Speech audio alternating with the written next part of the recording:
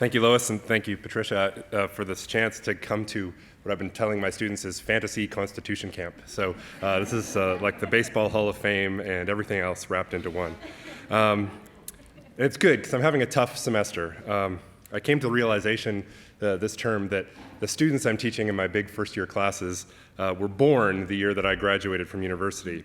And so coming here has been a real pleasure for me because in 1981, my preoccupations in November of 1981 were not about the Constitution. I was 10 years old, so I was worried about whether or not what the next Star Wars movie was going to be about, and whether or not the season that the Edmonton Oilers were embarking on was going to be their first winning season in the AHL or not, and it actually ended up to be so.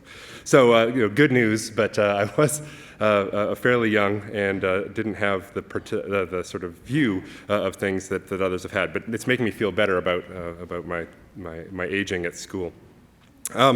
So because of that, while many other participants have had the luxury of recounting a kind of discrete set of critical and hectic days that they were involved in that changed the country, I've been given a little bit less enviable task in that I'm asked to summarize the 30 years since in terms of similar kinds of behavior, and I've never been anything but an outside observer of it. I haven't attended a First Minister's meeting. I haven't been involved in the forums of executive federalism.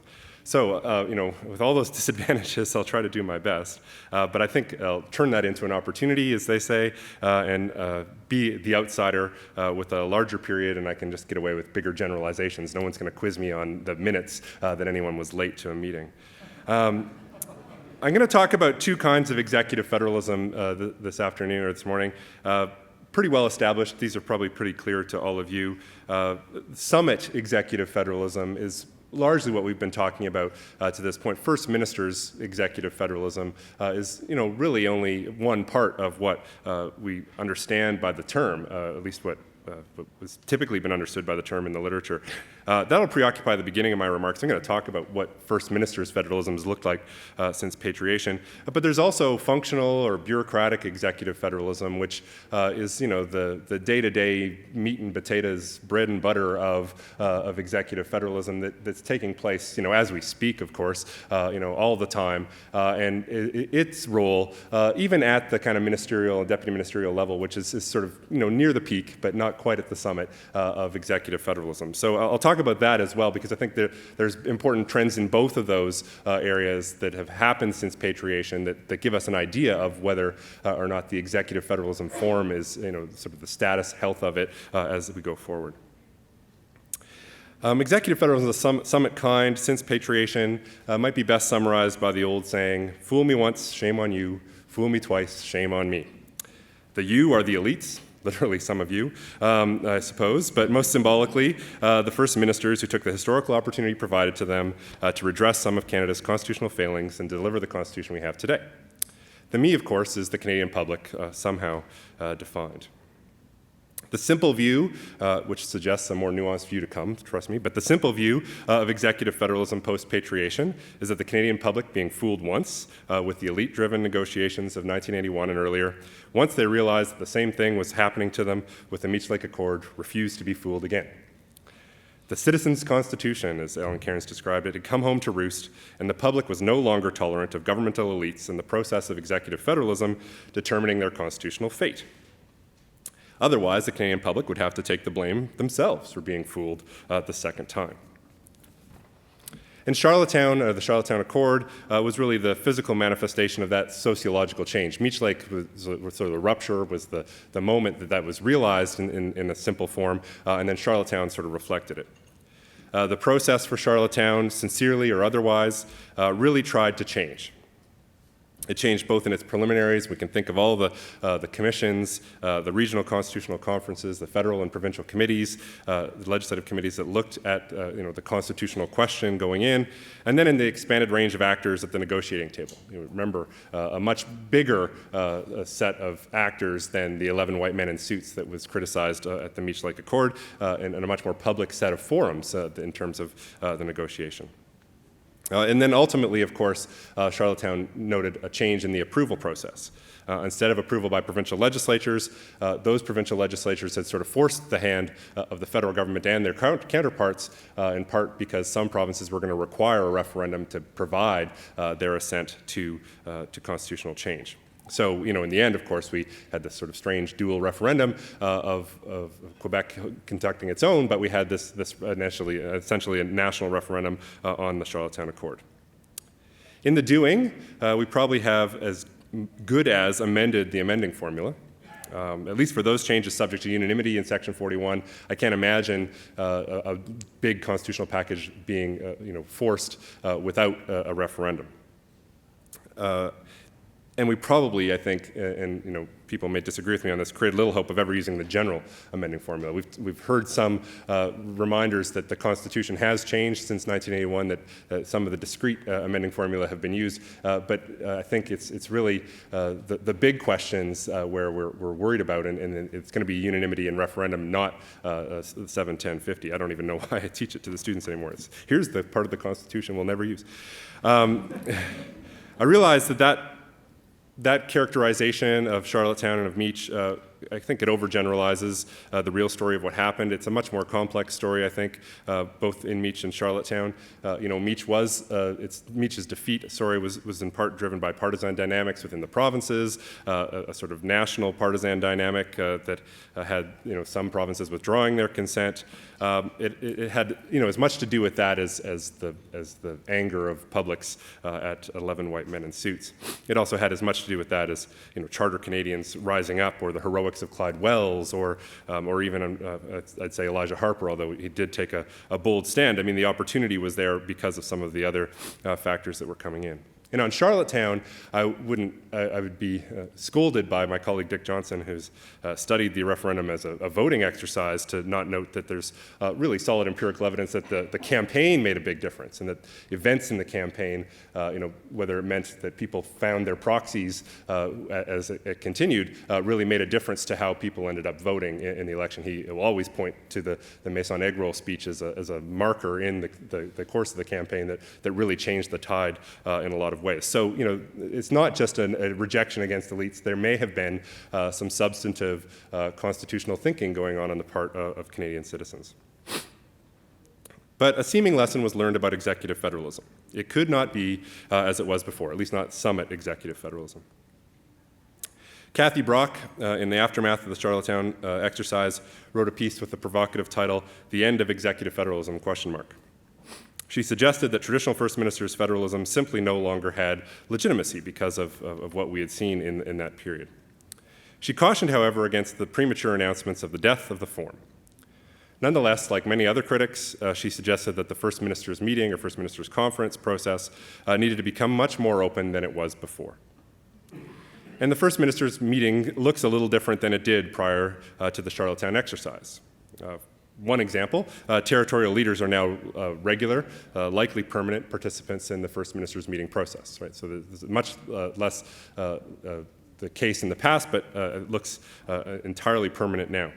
And that's not wholly uncontroversial. Actually, Lois mentioned I was in Bilbao, and Benoit Pelletier was also there speaking as private citizen, but noting that particular change is something that really quite frustrated him from the standpoint of the dynamics of Canadian federalism, that this was not a constitutional change, this was just something that kind of came along, but changed the dynamic of that forum in important ways, ways that he thought weren't necessarily justified, but that were entirely possible within the kind of flexible format of the First Minister's meeting. So, it's not uncontroversial, but at the same time, it's certainly there. The territorials are there. Admittedly, they're still government actors, and while they can't represent all of Canada's Aboriginal peoples in the form of executive federalism, the territorial leaders do tend to bring more of an Indigenous perspective to the First Minister's meeting. So that has been added as well. We're not talking about some of the associations, but certainly the territories bring some of that voice to the meeting. That said, if we were looking for those kinds of examples, I'm sorry that Neil Sterritt couldn't get to the Kelowna Accord, but the Kelowna Accord was also reached with some Indigenous participation and representation in the process. Whether ultimately that was influential on the outcomes, I don't know, and of course the Accord has since been abandoned, but again, the process was a little bit different. The other thing about First Ministers' meetings since 1981, and this is not a new development, but if you were to sort of go back and count First Ministers' meetings, as I have, it almost can't be said that a meeting has happened unless there's some public or open session. It's, the tree falls in the forest. If the First Ministers get together and they don't have a public session as a First Ministers' meeting. They tend to have something for the cameras. The bulk of the negotiations and work, of course, are still taking place in camera or behind the scenes, but for transparency's sake or some other purpose, there's always a little bit of theater attached.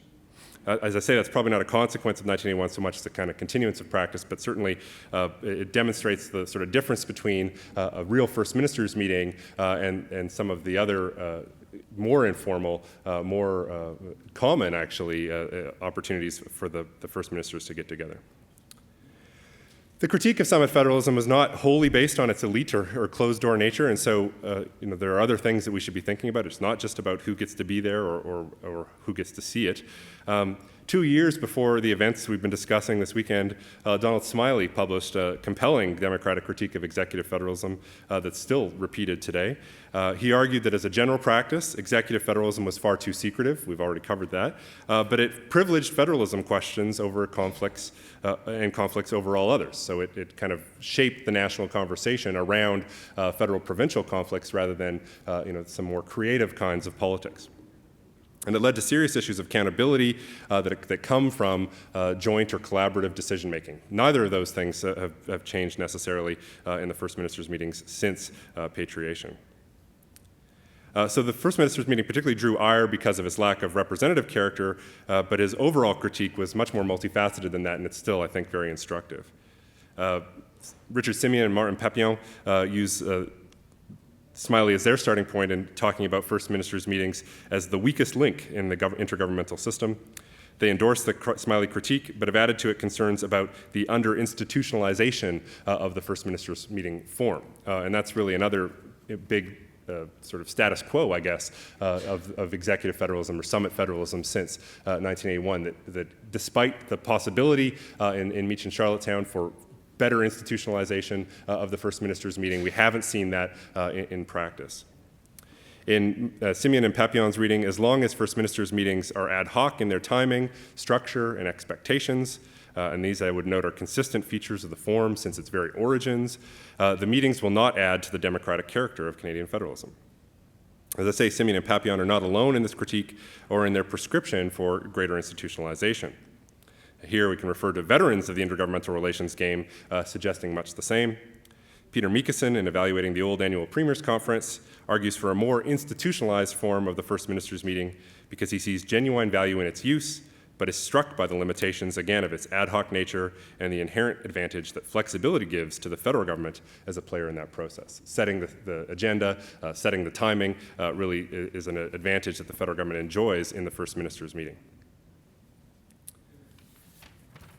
So summit federalism isn't dead, certainly. How has it fared? Well, as I said, I counted. There have been 28 First Ministers' meetings from Mulroney to Harper. 14, or fully half, were Mulroney's, and that included the multiple meetings related to the Meech and Charlottetown Accords. But 7 were Chrétien's, although he was not an avowed fan of the form, and 4 were Martin's in a very short period of time. Martin pursued an ambitious intergovernmental agenda and was keen and eager to meet with the premiers almost before he was actually prime minister. Prime Minister Harper, publicly even less a fan of the form, I think, than Mr. Chrétien, has actually already held 3 meetings. So we've seen, certainly First Ministers' meetings continue. And as I noted before, and this idea of if a First Ministers' meeting doesn't have a public side, did it actually happen? The formal FMM has not been the only forum that has been exploited. Mr. Chrétien was particularly fond, and Mr. Romano reminded us yesterday about getting to know the other premiers on Team Canada trips, which were unofficial First Ministers' meetings in the sky on the way to Latin America or Asia, where everyone was cornered, of course, but so was the Prime Minister. So there were really opportunities there.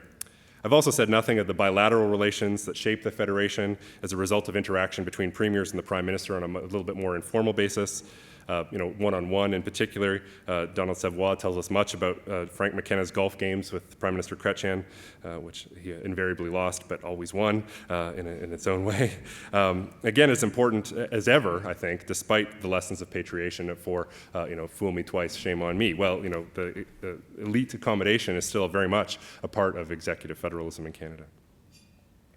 The other summit forum that hasn't gone away is the annual Premiers Conference, which is summit minus one participant, now of course referred to as the Council of the Federation.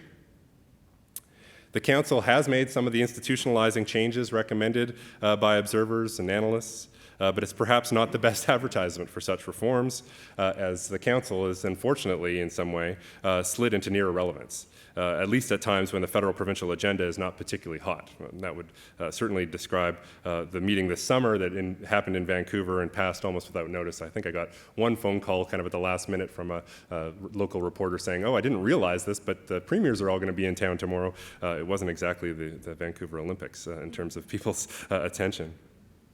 As I said, summit federalism is only part of the project, and it's literally, I think, sort of the tip of the iceberg.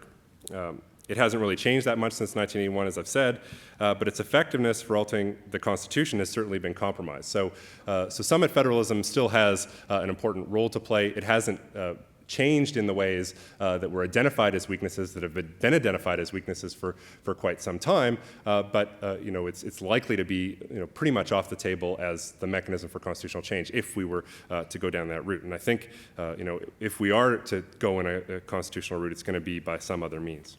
Mega constitutionalism is dead. Long live constitutional change. Functional executive federalism is as important as ever, though, and it is, I think, since 1981, more routinized and more institutionalized than ever. So just for fun, this is what geeks who go to constitutional fantasy camp do. I took a look last night at the Canadian Intergovernmental Conference Secretariat website and noted that there are 10 ministerial or high-level meetings scheduled just for the month of September. And that, again, doesn't count the sort of the day-to-day. This is deputy minister and ministerial level meetings that the Secretariat puts on. That's just a snapshot, but certainly, over a year, we're talking about hundreds of meetings still at that level. And I was actually intrigued to see, I think the Deputy Ministers of Education was 98th meeting of the Deputy Ministers of Education. So, this is a very, they're numbering them. It's happening certainly enough. And we've seen the development in some sectors of ministerial secretariats that have done some of the things advised or proposed for the first ministers' meetings. They've developed into councils, right? Councils of Canadian Council of Ministers of the Environment, Canadian Council of Forestry Ministers, a large number of these exist, and they exist in a somewhat institutionalized form, either on the basis of an accord or document to which all the governments are signatory and will agree to work together on the basis of, or with the creation of secretariats that provide them with background and some degree of institutionalization. Certainly, the kind of regularized meetings, so annual or semi-annual meetings that don't allow one party to sort of dodge the question in the way that we would say is true of first ministers' meetings. So they've gone in some of that direction for sure. The ministerial secretariats, this kind of model, are signs of what Richard Simeon, again, and David Cameron have called collaborative federalism. This is joint decision-making, joint goal-setting, and program development.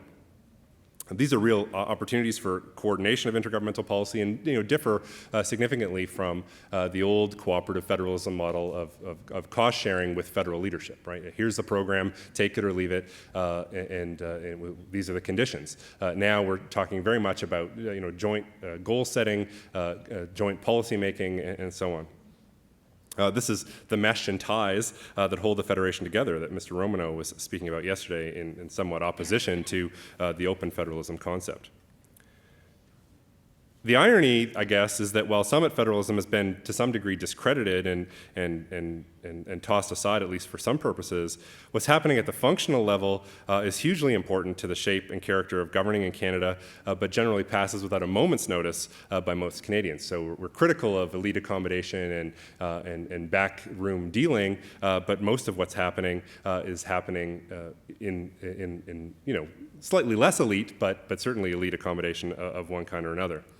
This is happening even in the absence of the kind of cooperative federalism that we used to have. So we're not talking about a federal government that's necessarily interested in throwing lots of money around in areas of provincial jurisdiction anymore. We're talking about the only way to cope with the complexity of a modern society. That all these things are tied together. You can't make laws in one area without consulting and working with your federal and provincial territorial partners. And that's a complexity that won't go away, even as Mr. Romano suggested, in the era of open federalism. Well, the same critiques, as I guess I suggested, apply to these collaborative forms as I think would apply to summit federalism. Particularly because collaborative decision-making muddies accountability. This is an old concern of Mr. Trudeau's back in the federalism in the French-Canadian days when he talked about federal grants to universities, that if you don't know who's paying and who's helping to set the policy, it's hard to know who to blame if you don't like it. And we've seen lots of examples of that in federal politics in the last couple of decades. Certainly one memorable one for me is a national election with Stockwell Day and Paul Martin fighting on basically healthcare, an area wholly outside of the jurisdiction of the federal government, and it's much to the puzzlement of most Canadians. So collaborative decision-making muddies accountability, and it does exactly what Smiley said. It keeps intergovernmental or federal-provincial conflicts at the front of the line in terms of what our society deals with on a day-to-day basis. To some degree, they stymie individual or independent intergovernmental action, particularly at the provincial level, but in some ways, ultimately holds the provinces together. They hold the federation together on a basis of relatively unstated but important kinds of compromises. All right, I have just a few minutes left, and I can't let Howard Leeson and Peter Lougheed be the only ones to plug their books. So I'm the co-author of a book on Canadian intergovernmental relations called Contested Federalism, Certainty and Ambiguity in the Canadian Federation, available Amazon.ca and where finer books are sold. The big theme of the book, as the subtitle suggests, is the contest between a degree of certainty and a degree of ambiguity in the Canadian Federation. And I'm struck by Alain G's presentation just before me, particularly his impression of the last 30 years as becoming a more rigid federalism and so on. I'm reminded of a comment that Richard Simeon made at the conference in the Basque Country, where he said that what's remarkable about Canada in the last couple of decades is how the events that take place in Canadian federalism can be looked at by Quebecers and by people outside of Quebec and interpreted in wholly different ways. And I guess that's basically a real good summation of how I see the 30 years compared to Alain G. The extraordinary stability of the Canadian Federation in the last 30 years, I think, owes its existence. I mean, despite our troubles, we're still one of the oldest constitutional regimes in place in the world. And that existence, I think, is owed to this balancing of elements of certainty and ambiguity in the structure of our federal institutions. And executive federalism is a really big part of that. There are certainly forces in the Federation that prefer certainty. They prefer the certainty of decision rules, the certainty of amending formulas, the certainty of jurisdictional spheres, watertight compartments. But there are other forces that thrive on the ambiguity and flexibility of the system. The flexibility, and some would say, I think from the provincial perspective, unreliability of the federal spending power. Certainly through the 80s and 90s, that was true. The flexibility of First Ministers' meetings, the flexibility and power that does give to different actors in the system, as Alain Noel points out, the kind of opportunities that executive federalism provides the federal government to quietly exercise power. But their lack of structure and lack of decision-making rules is also an opportunity to define unfinished consensus, to sort of whistle past the graveyard as we don't confront some of the questions that some on the certainty camp would say we need to, and others would say maybe we're just best left untalked about. So I think this is really the story. It wouldn't be a good theme if I couldn't apply it to every part of intergovernmental relations, but it's a good story of executive federalism since patriation. Certainty versus ambiguity is reflective of our struggle between those concepts in the Canadian Federation. To some degree, Canadians' reaction to First Minister's federalism is to ask for more democratic and transparent decision-making, more formalized intergovernmental or consultative processes. But at the same time, we created a dependence, I would say, on the sort of dirty little secret of our stability is that functional federalism that occupies so much time at the functional level in Canadian federalism. This is a system that provides stability. It's sometimes frustrating for its rigidness, I guess, but it does allow distinctiveness. There is real distinctiveness, I think, at times in the Canadian Federation. It's a system that provides stability, but at an unrecognized price. Canadians, I don't think, are alert to the ways that these decision-making fora limit national and provincial agendas in the way that we recognize that to be true of the First Minister's Forum, the way we recognize that to be true of the constitutional discussion. So despite the present government's preference for a more classical or watertight compartments federalism, I think that's unlikely to work. We're seeing evidence of that already on the crime control bill. You can't just do stuff in your sphere and not expect ripples. So they've managed, I think, the military procurement process a little bit better for avoiding some of that interprovincial conflict. But the costs of the crime control bill are already being balked at by many of the provinces and not all of them. So I guess I would go back to executive federalism since patriation. The description of Canada is not collaborative federalism or other federal, it's an intergovernmental federation. We have an intergovernmental federation that's dependent upon intergovernmental relations in one form or another. The failings of summit federalism have been revealed to us, but we haven't learned that lesson in a real way. The role of executive federalism since patriation, I think, is still as relevant as ever, as unstated as it may be, and I think it suggests questions about who should be feeling shame. So we have to think, I think, about that again soon. So I'll leave it at that. I'm actually a little faster than I thought I'd be, but that's good because we can have room for questions. Thanks.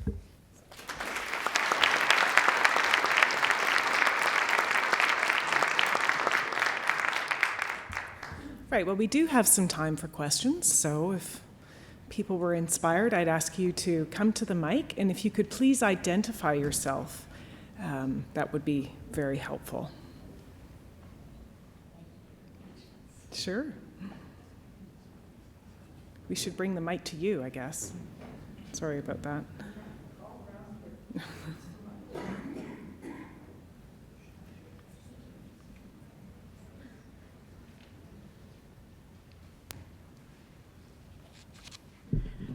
My name is Catherine Ryan, and I guess I'm a member of the plebeian general public, and I just wanted to thank all of you, first of all, for a most remarkable learning experience, not only from the presenters, but from all of the attendees I've been so fortunate to meet. I guess I'm going to preface my question by saying that I think, from what I hear, we are all protected by Section 15 of the Constitution. And it was wonderful to hear of the special interests and their concerns from Aboriginal, from women, and so on. I heard yesterday that there was, in one of the drafts, and it was struck out, a section on seniors' rights and the protection we have against abuse, not only from families and community, but from governments of all levels, municipal, provincial, and federal. Could you speak to me on that? Either what was in our constitution, possibly in a draft, or maybe what your future commitment is to this population. Thank you. I think you can take that on, Alexander. Thank you very much for the feedback. I can't speak directly to your question, but I would like to address the elder abuse aspect of it, because that was something that was also apparent in the Conservative Party platform, and there were many mentions of elderly people and public policy responses to elderly people in the Conservative platform as well. And from my reading as well, it was equally strategic in terms of the choice of targeting older Canadians and not, for example, targeting younger Canadians. I mean, both should be targeted. And I think if you look at voting behavior, the Conservative Party tends to get more support from older Canadians, and that was very strategically chosen in terms of the party platform. So elder abuse was actually specifically mentioned. So when I was doing my analysis of the party platform, it was quite striking in that, particular communities, particular groups that were strategically beneficial for the Conservative Party tended to be emphasized, and elder abuse was a very specific policy. There was no mention of, some of the other parties were mentioning, missing women in terms of Aboriginal women, but there was no mention of women or shelters, but they were mentioning specifically elder abuse. So I thought that was quite strategic. And I'm not trained in terms of, I'm not a constitutional legal scholar, so I can't speak specifically to your direct question. I'm sure there are many others in the room that could address it in a more informative way. Thank you, though. There is someone who can directly address that question. Perhaps you can seek out our questioner and help her out. That would be great.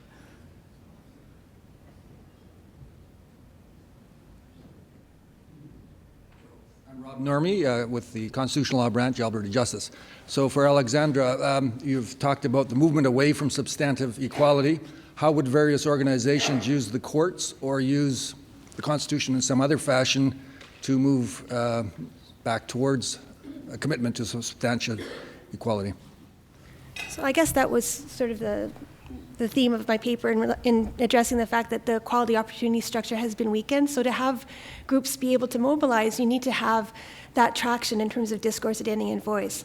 So, reinstating funding to women's groups to basically give them the time and space to be able to do the research to try to promote a more of a substantive equality agenda, to try to rebuild those pathways into the state that were present before they're no longer there. So a lot of those aspects of the movement that were there in the early 80s are no longer. So I think that was one of the points of my paper, to suggest that we need to really rebuild the equality opportunity structure to really build upon more of a substantive equality agenda, because whenever there is a mention of equality in relation to the party platforms, it really is the most minimal, barest of equality of opportunity, which is really going backwards in terms of where a lot of people have fought to have more of a robust notion of equality in Canada.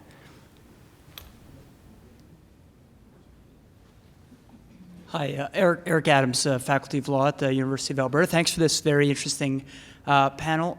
Gerald, my question is for you, and it's about the flip side of executive federalism, I guess its opposite, popular constitutionalism. And one of the interesting things I think we heard from some of the drafters and participants in 1981 was that there was a real fear about the consequences of a referendum and what that would do to national unity.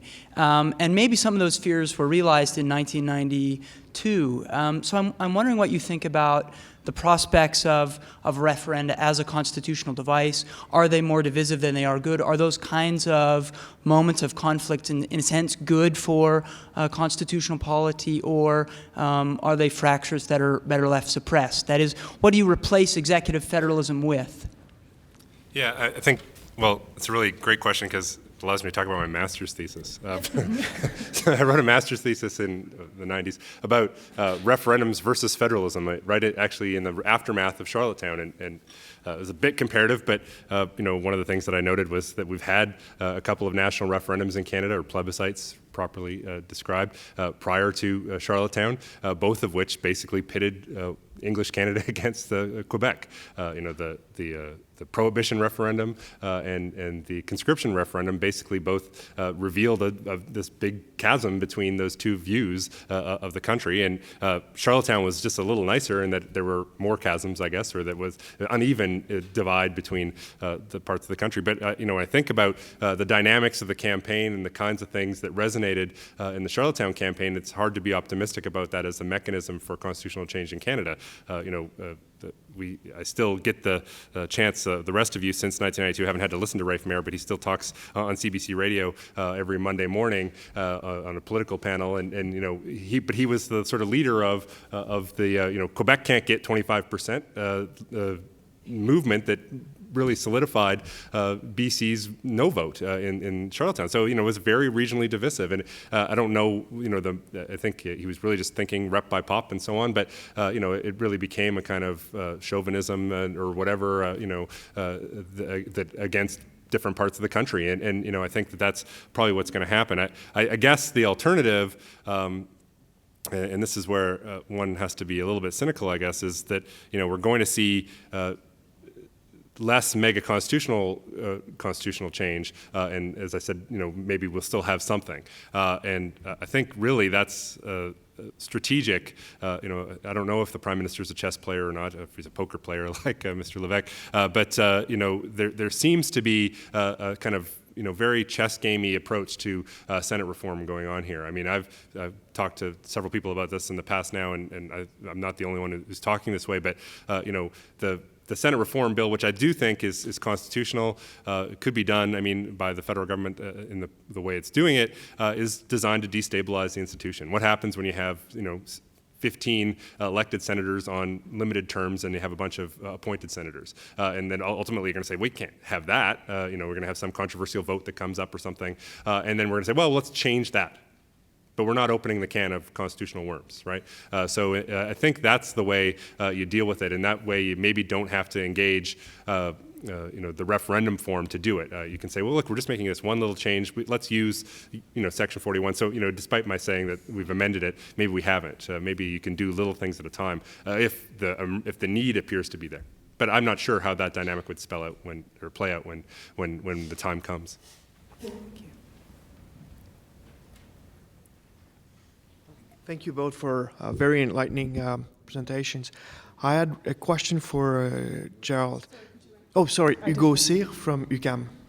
I'm not a specialist in executive federalism, but I wanted to know, in your study of the situation, could you notice a change from after the reference-free Canada Assistance Plan in terms of the type of dynamic you could witness between the different actors? Because once they're being told that the executive agreements mean very little apart from the worth of the paper, you need to have new binding mechanisms in order to really solidify your partnership. So have you witnessed? So for those maybe aren't as familiar, but I'm sure I'm speaking to a good audience for this, but the Canada Assistance Plan reference essentially says that the federal government can change the terms of its fiscal arrangements with the provinces, right? The biggest byproduct of that is the 1995 budget, which just totally changes fiscal federalism in Canada. Renovates it from the ground up. No, it's not a renovation. It's they plowed it down and started over. So that's one consequence of it. But I think you're right. I think the other consequence of it is the kind of things we're seeing in the collaborative mode. A little bit more, people like Catherine Swinton and others have been arguing for more enforceable intergovernmental agreements for quite a while. That is potentially there. And I think that's shifting, and this is in some older work I've done, but shifting a couple of forces in the Federation. One is dispute resolution as well. That these mechanisms, and this is part of why we would be worried about collaborative federalism from a democratic perspective, these mechanisms often have within them mechanisms for quiet dispute resolution, right? Dispute resolution over healthcare funding under the Canada Health Act has a process, based loosely on SUFA. I thought I could get away with not saying that word, but I have to. But based largely on that, and very kind of behind the scenes, right? I talked to Health Canada people at one point, and I said, well, have there been any conflicts? And they say, well, depending on your definition of conflict, right? There's not, the clear demonstration of what that's going to be. The other version of it, I didn't mention this, but, the agreement on internal trade. Right. So again, a more enforceable mechanism, but still depending on will, in ways that are inferior, I think, to judicial review as a mechanism for settlement of federalism disputes. I mean, I made that argument in my earlier work on judicial review, that that's really one of the advantages of it as a force in federalism, is that it's open, it's public, everyone gets to hear the arguments, anyone can read the factums that wants to, it's not behind the scenes, and it has an institutional character that provides some of that stability. Okay. All right, well, we have only 45 minutes for lunch, so I think we'll wrap it up there. Thank you to the presenters, and thank you to the questioners as well.